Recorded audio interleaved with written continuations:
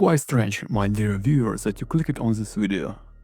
I especially tried to make a very plain and unattractive thumbnail for it. I knew there was something wrong with you. Now it all makes sense. And this topic is not typical for my channel. Okay, to be fair, every video on this channel is unusual, but this one has a different goal. Namely, to show my analytical abilities using this topic, so that in the future I can refer back to this video and say, I told you so, and you didn't believe me.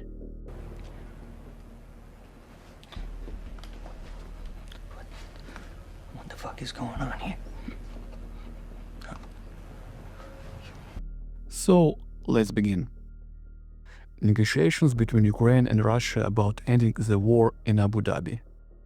At first, once again, it was planned that this would be a final breakthrough peace progresses, as usual as always. But once again, something went wrong according to the plan of the organizers. On surface, everything looks positive and each side talks about positive progress in the negotiations. Even today, at the time of making this video, we hear calls and deadlines for final peace agreement between Russia and Ukraine. But in reality, two key issues have not been resolved. First, the territories that Russia has seized and their recognitions as Russian. Second, security guarantees for Ukraine.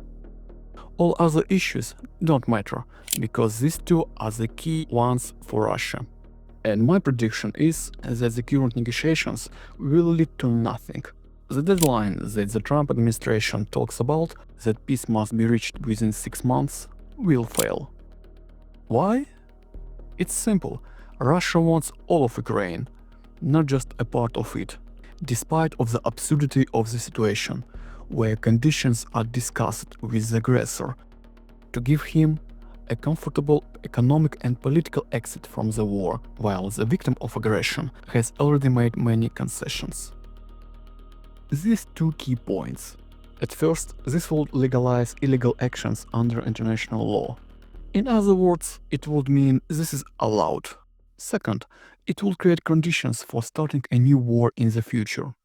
Because you yourselves admitted that this is allowed, so what claims can you have against us? And for this to happen, Ukraine must be as weak as possible. This is why Russia demands limits on weapon supplies, limits on the size of Ukraine's armed forces, and the absence of NATO troops as the security guarantees. Without these 2 points, Russia will not be able to calmly continue the war in the future after signing a peace agreement, because the price of war for Russia is not too high, for now.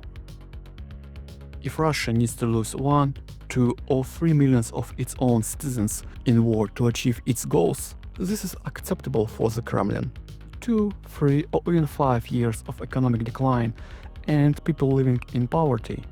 This is acceptable for the Kremlin. What is not acceptable for the Kremlin is ending the war under the current conditions, where the so-called great goals of the so-called special military operation are not achieved and can't be achieved in the future. Because in such conditions, people returning from the front, people who lost their income and live in the age of survival, will start asking the authorities in Russia, what did we die and suffer for, and why are we still suffering? And this is a direct threat to authorities. So, between the choice of endless war and a direct threat to its power, the Kremlin will choose endless war.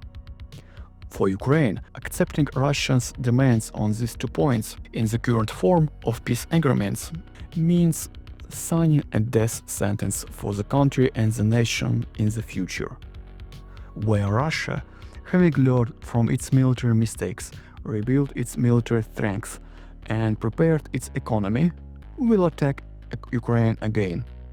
This is a very brief analysis without a deep explanation of the root causes. Other analysts often spend an hour answering simple questions and in the end of their analysis come down to this. If it rained all day today, then the chance that it will rain tomorrow is very high. But it's also possible that it will be sunny, because the weather can change. without any clear predictions.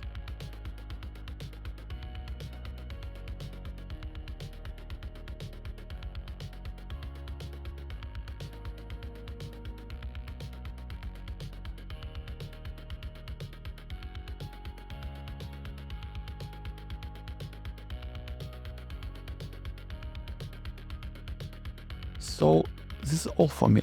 Thanks for watching and goodbye.